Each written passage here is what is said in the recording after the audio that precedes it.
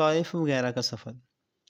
مکہ والوں کی عناد اور سرکشی کو دیکھتے ہوئے جب حضور رحمت عالم صلی اللہ علیہ وآلہ وسلم کو ان لوگوں کے ایمان لانے سے مایوسی نظر آئی تو آپ صلی اللہ علیہ وآلہ وسلم نے تبلیغ اسلام کے لیے مکہ کے قرب و جوار کی بستیوں کا رخ کیا۔ چنانچہ اس سلسلے میں آپ نے طائف کا بھی سفر فرمایا۔ اس سفر میں حضور صلی اللہ علیہ وآلہ وسلم کے غلام حضرت زید بن حارثہ رضی اللہ تعالیٰ عنہ بھی آپ کے ہمراہ تھے۔ طائف میں بڑے بڑے امراء اور مالدار لوگ رہتے تھے۔ ان رئیسوں میں عمیر کا خاندان تمام قبائل کا سردار شمار کیا جاتا تھا۔ یہ لوگ 3 بھائی تھے۔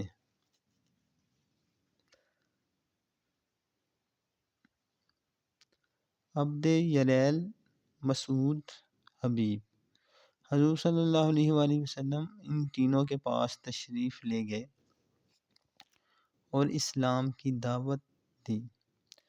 ان تینوں نے اسلام قبول نہیں کیا بلکہ انتہائی بیہودہ اور گستاخانہ جواب دیا۔ ان بد نصیبوں نے اسی پر بس نہیں کیا بلکہ طائف کے شریر گنڈوں کو ابھار دیا کہ یہ لوگ حضور صلی اللہ علیہ وآلہ وسلم کے ساتھ برا سلوک کریں۔ چنانچہ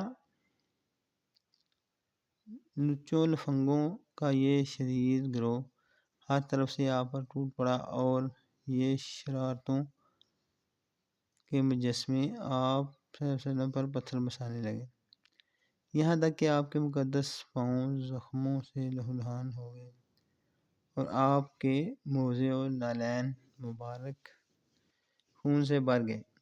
جب آپ زخموں سے بے تاب ہو کر بیٹھ جاتے تو یہ ظالم انتہائی بے دردی کے ساتھ آپ کا بازو پکڑ کر اٹھاتے اور جب آپ چلنے لگتے تو پھر آپ صلی اللہ علیہ وسلم پر پتھروں کی بارش کرتے اور ساتھ ساتھ طعنہ زنی کرتے، گالیاں دیتے، تالیاں بجاتے، ہنسی اڑاتے۔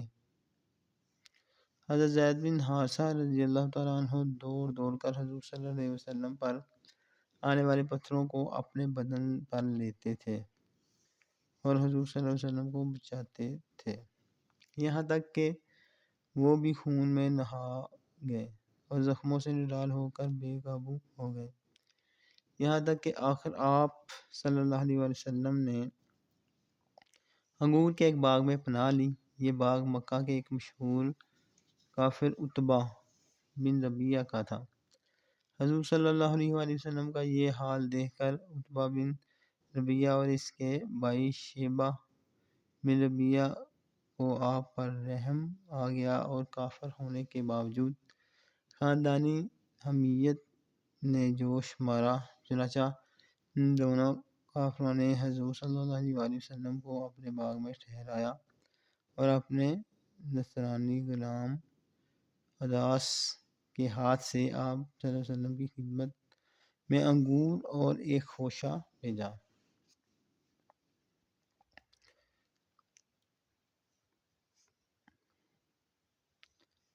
حضور صلی اللہ علیہ وسلم نے بسم اللہ پڑھ کر خوشے کو ہاتھ لگایا تو عداس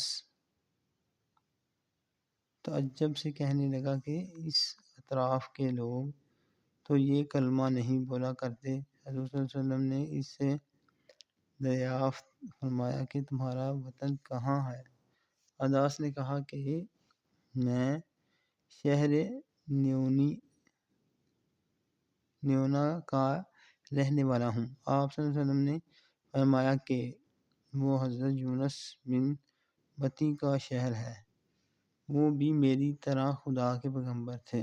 یہ سن کر عداس آپ صلی اللہ علیہ وسلم کے ہاتھ پاؤں چومنے لگا اور فوراً ہی آپ صلی اللہ علیہ وسلم کا کلمہ پڑھ کر مسلمان ہو گیا۔ اسی سفر میں جب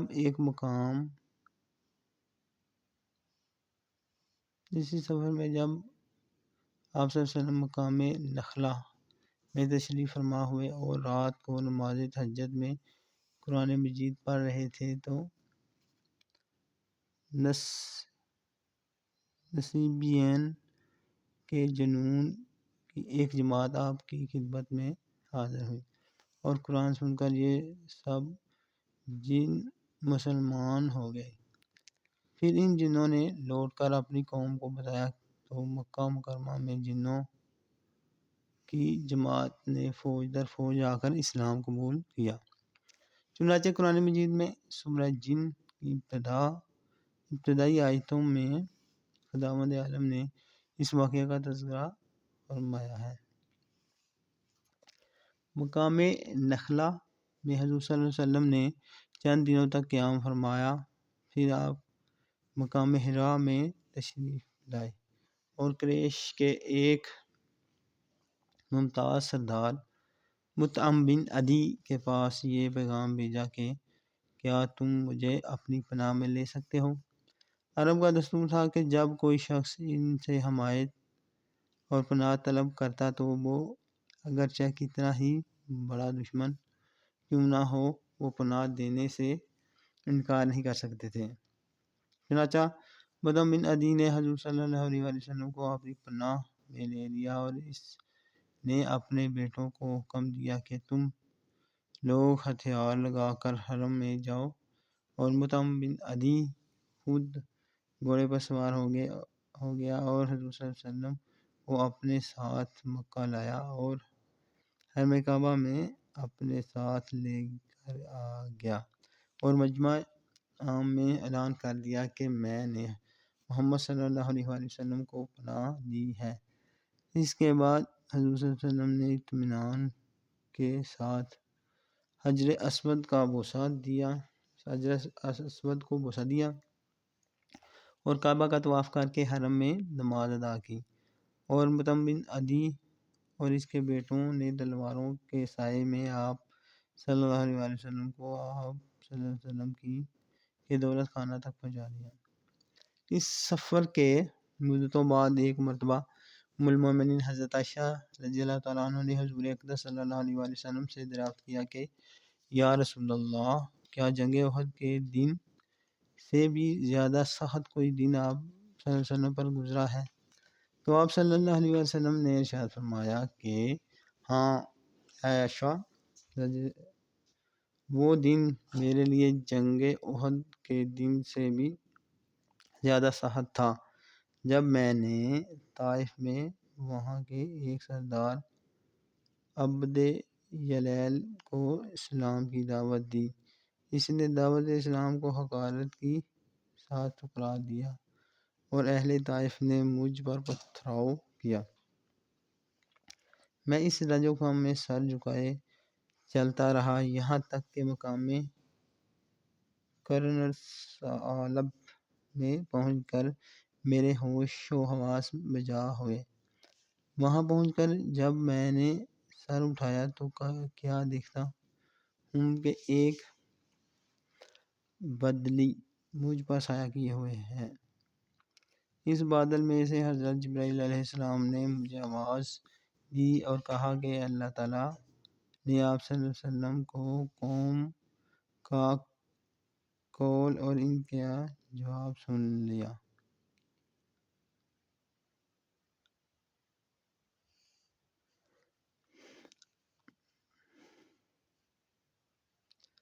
اور اب آپ صلی اللہ علیہ وسلم کی خدمت میں پہاڑوں کا فرشتہ حاضر ہے تاکہ وہ آپ صلی اللہ علیہ وسلم کے حکم کی تعمیل کرے۔ حضرت صلی اللہ علیہ وسلم کا بیان ہے کہ پہاڑوں کا فرشتہ مجھے سلام کر کے عرض کرنے لگا کہ اے محمد صلی اللہ علیہ وسلم، اللہ تعالیٰ نے آپ صلی اللہ علیہ وسلم کی قوم کا قول اور انہوں نے آپ صلی اللہ علیہ وسلم کو جو جواب دیا ہے وہ سب کچھ سن لیا ہے اور مجھ کو آپ صلی اللہ علیہ وسلم کی خدمت میں بھیجا ہے تاکہ آپ صلی اللہ علیہ وسلم مجھے جو چاہیں حکم دیں اور میں آپ کا حکم بجا لاؤں۔ اگر آپ صلی اللہ علیہ وسلم چاہتے ہیں کہ میں اخبثین ابو قبیس اور کیکان دونوں پہاڑوں کو ان کفار پر الٹ دوں تو میں الٹ دیتا ہوں۔ یہ سن کر حضرت رحمت عالم صلی اللہ علیہ وسلم نے جواب دیا کہ نہیں، بلکہ میں امید کرتا ہوں کہ اللہ تعالیٰ ان کی نسلوں سے اپنے ایسے بندوں کو پیدا فرمائے گا جو صرف اللہ تعالیٰ کی ہی عبادت کریں گے اور شرک نہیں کریں گے۔